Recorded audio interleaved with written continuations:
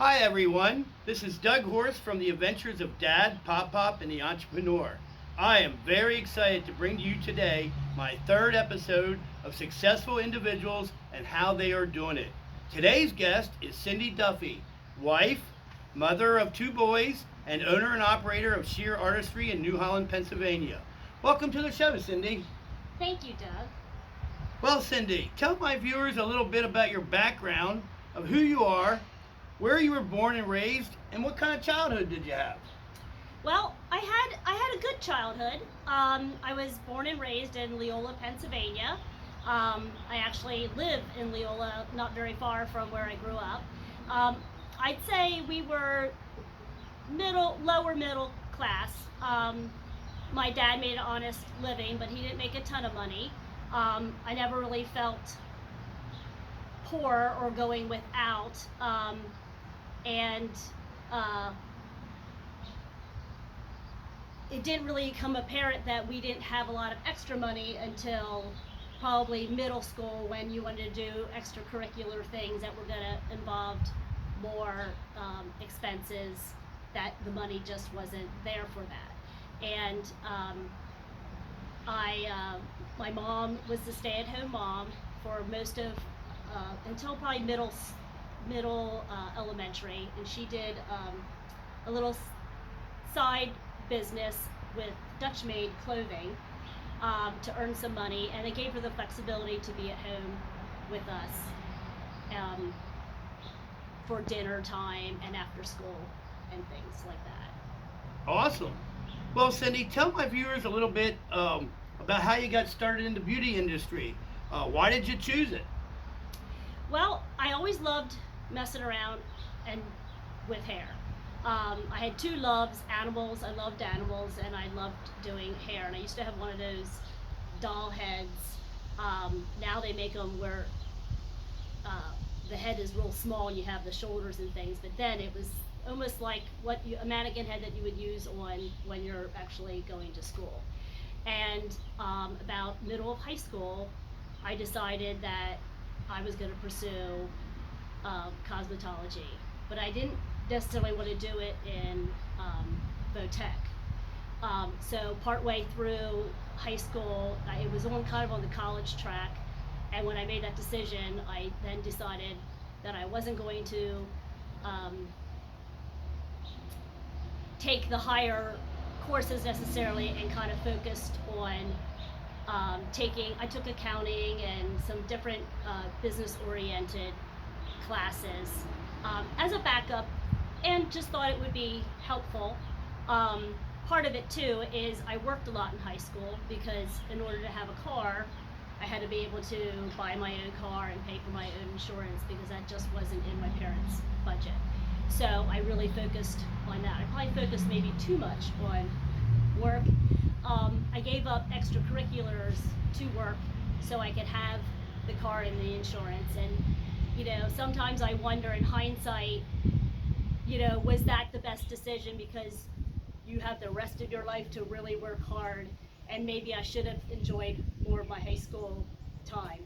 However, I don't know if I'd be who I am today Well, if I would have done that. hindsight's always 20/20. We can always look back and say, I should have done this, I should have done that. But at the time, we were probably young, and in high school, and Absolutely. we all are pretty dumb when we're young, and we think we know it all, but we don't really know anything. Right. But I think it sounds like your accounting and the classes you took probably served you well for your business, and working hard and learning to pay for your own things. That's reality.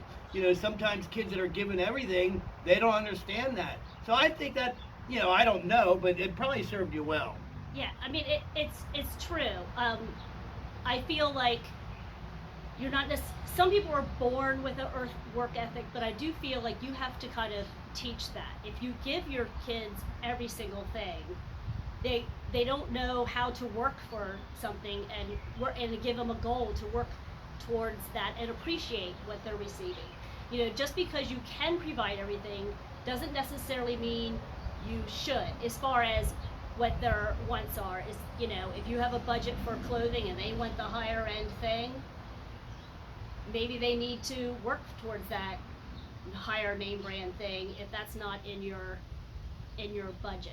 I think sometimes we get caught up in giving them too much.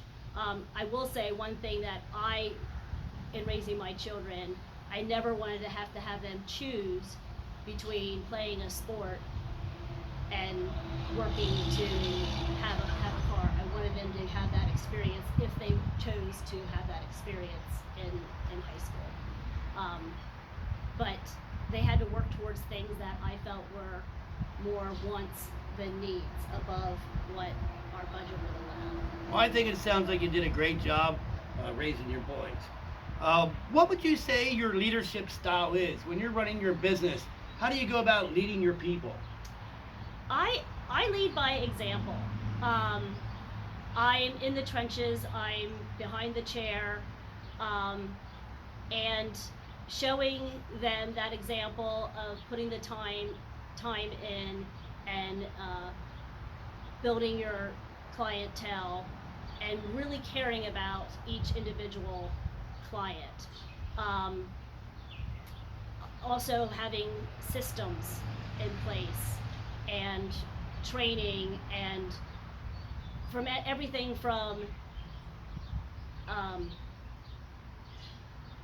a system for shampooing, for greeting, from start to finish with the client is really important to give them that example on what to do and how to do it. So you still take appointments and you do individual clients on your own? You're not just there walking around being the boss and telling them what to do and showing them what to do. You actually still take clients? I do.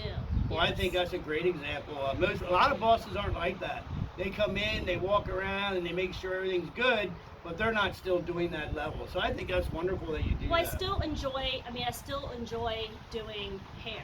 You know, sometimes some of the business side of it it's not as fun.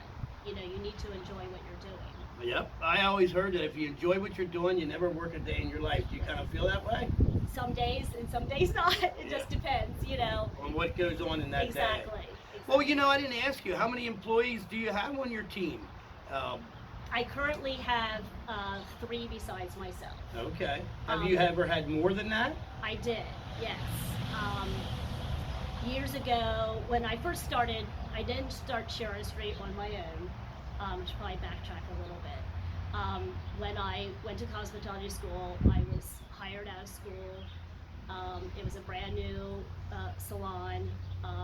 The lady and her husband, they were very young. I worked there 3 years, and I learned how not to run a business in one sense. She was very, very nice. When they started a family, she of course wasn't going to be in the salon as much. Now we were at a location. It was at Yoder's, and they had just added on their branch, so you had the opportunity to build a clientele quickly if you were doing quality work. And the business had grown pretty quickly. You know, she had hired a good group of people, and the mistake came when they got to a certain level of success that her husband decided to quit his job and run the salon. Now he knew nothing about running a salon. He just saw dollar signs, I guess, and thought, oh, well, we're making enough, I can just run this business. Well, his idea of running the business was sitting at the front desk and tapping his foot and, hey, you know. Which a lot of bosses do. You know, let's get it going. And one of the biggest frustrations I would find is Saturdays, we started at 8 o'clock, and there was 5 chairs and 2 shampoo bowls. And everybody had an 8 o'clock appointment. That doesn't sound like enough shampoo Somebody bowls. is going to run behind schedule if you're not one of the first people. Sure.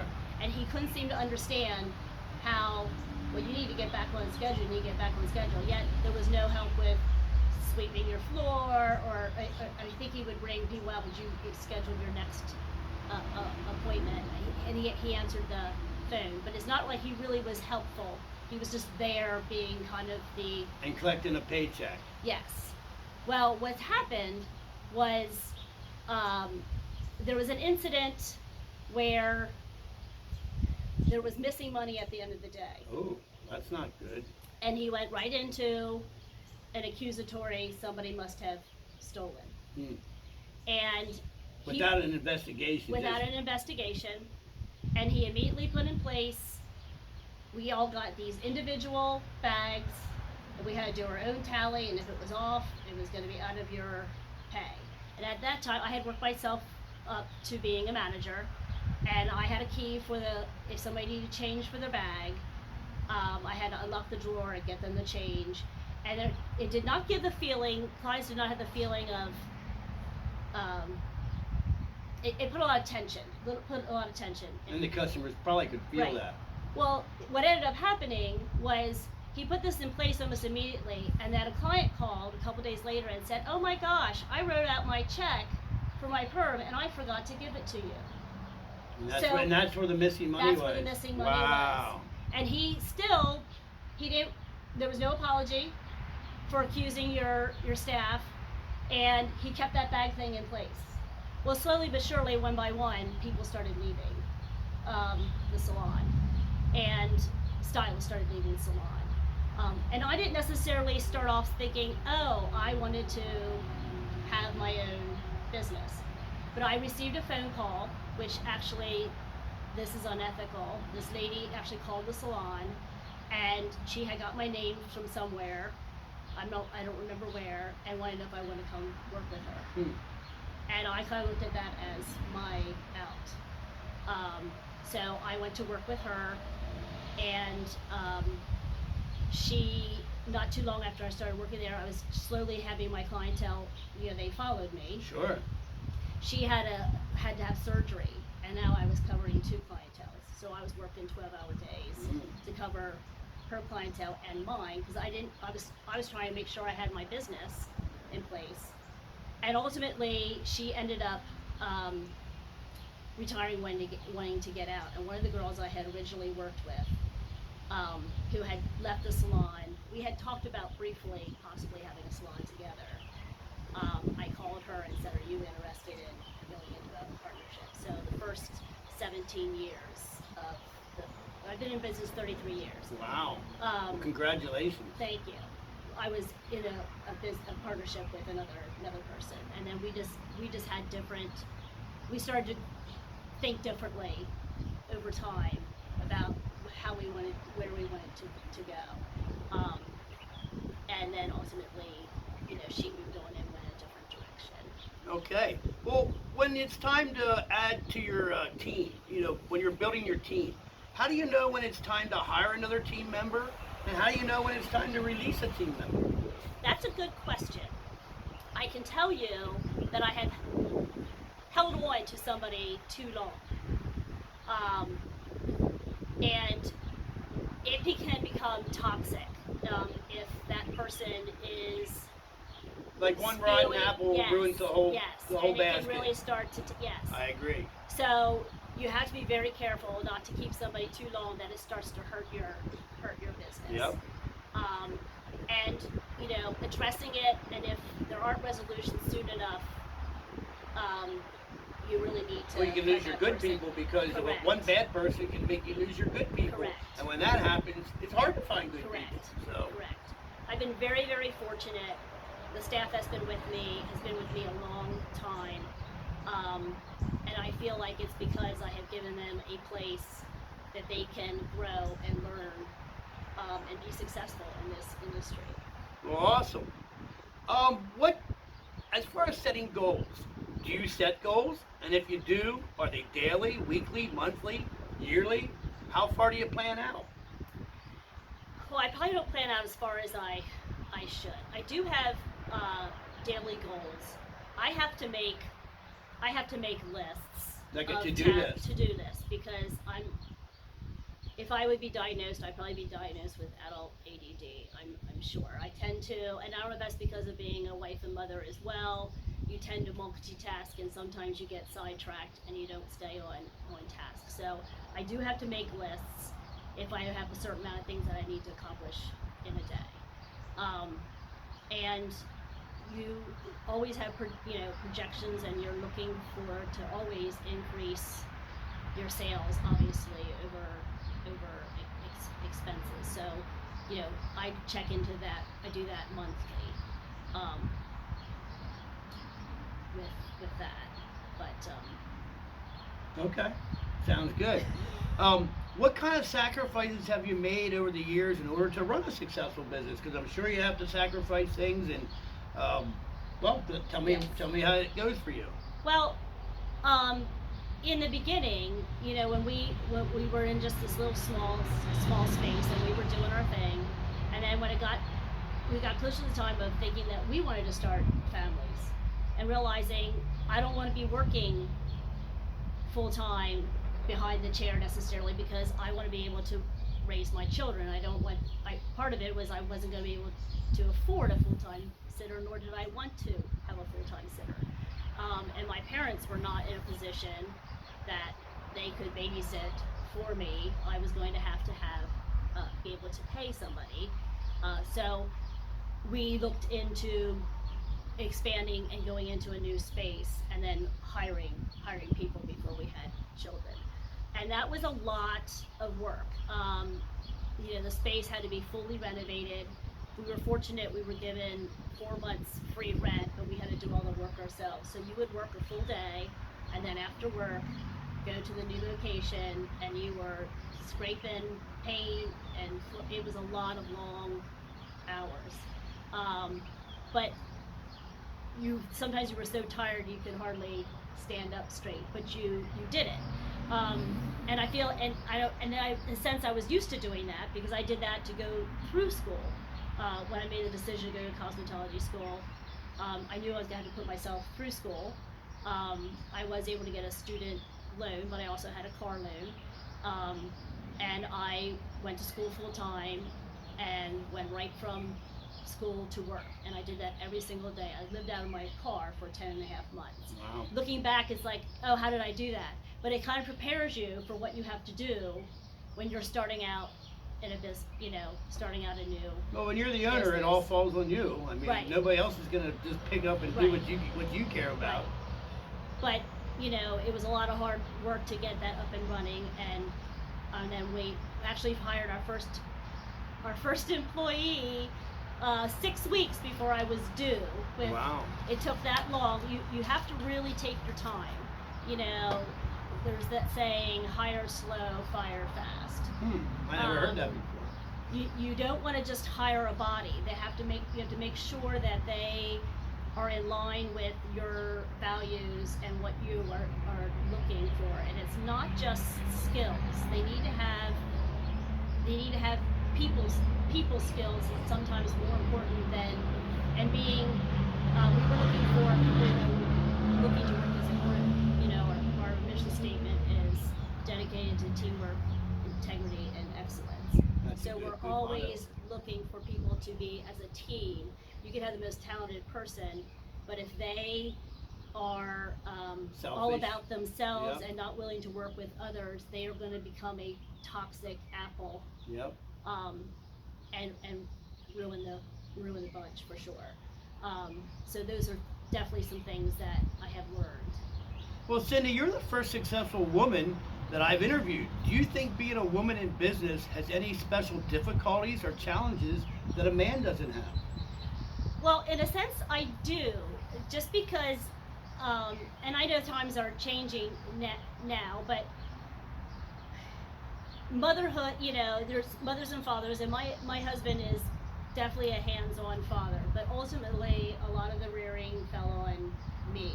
So juggling those things between work and home and Being a cleaning housewife, being a a wife, yes. and a mother Yes. on top of a business Yes. is a lot to ask. So, and sometimes you are not always, you're falling down on the job in one category or another. Sometimes if you're too focused on your family, you're not focused enough on the business. That's a hard and juggling balance. That's a hard juggling balance. that balance, I think, is the most difficult.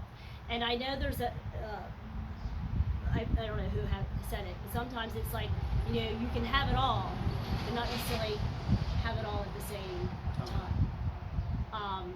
And recognizing that having that balance is always a struggle. Well, Cindy, we all have different definitions of success. Some people think it's money. Some people think it's having good relationships. Some people think it's having time. What is your definition of success? Well, my definition is not about having the most money. It is making a difference in people's lives. You know, in my business, being a hairstylist, we have the opportunity to really be a day maker for somebody. It can be the difference of how they feel. You want them to leave feeling so much better about themselves, not just how they look. But we don't realize sometimes how we touch people, how we affect people. I've been told things, people use you as a therapist. Like a bartender. More time, yeah, more times than not. I've been told, I had one person tell me the sex of her child that nobody else knew because she wanted to tell somebody, but they were keeping it a secret. That has to make you feel special. So it does, but the other part of that is you must be the keeper of those secrets. And you can't And gossip. no. Because then people lose your trust. Correct, correct. And that's one thing I really have feeling we pride ourselves in, that we are not a drama, gossip-driven Well, place. And we that's awesome, Cindy. I think that's a great definition, that your goal is to touch people's lives. You know, I found that when we help people get what they want, we end up getting what we want. Right. And you not only are blessing others, but you get blessed by doing it too. Right. Right. Well, where do you see yourself in 10 years from now? Do you think you'll still be in the business? Do you think you'll sell it? Do you think you'll retire? What do you think you're going to do? I don't think I'll be retired yet. I do feel I will be. My goal is to not be behind the chair as much as I am now, but I do see myself still doing clients because I still enjoy doing that. Yes, there's some days where you are extremely exhausted, and some people are can be very difficult. But for the most part, it is. I love what I do, and I'm looking forward to. I want to have the time, hopefully, to have grandchildren. I think some of those might be in my future. I don't know how soon that'll be, but I want to be able to have time to spend with them and encourage and nurture them as well. Awesome, good goals. Hey, well, I'm going to give you the last word. Before we end this episode, do you have any final thoughts that you would like to share with my viewers? I would say, if you you want to find something that you are passionate about, that you love to do. Don't just get a job to get a job and do it just for the money. You need to have where you feel fulfilled in what you're doing and that you're making a difference.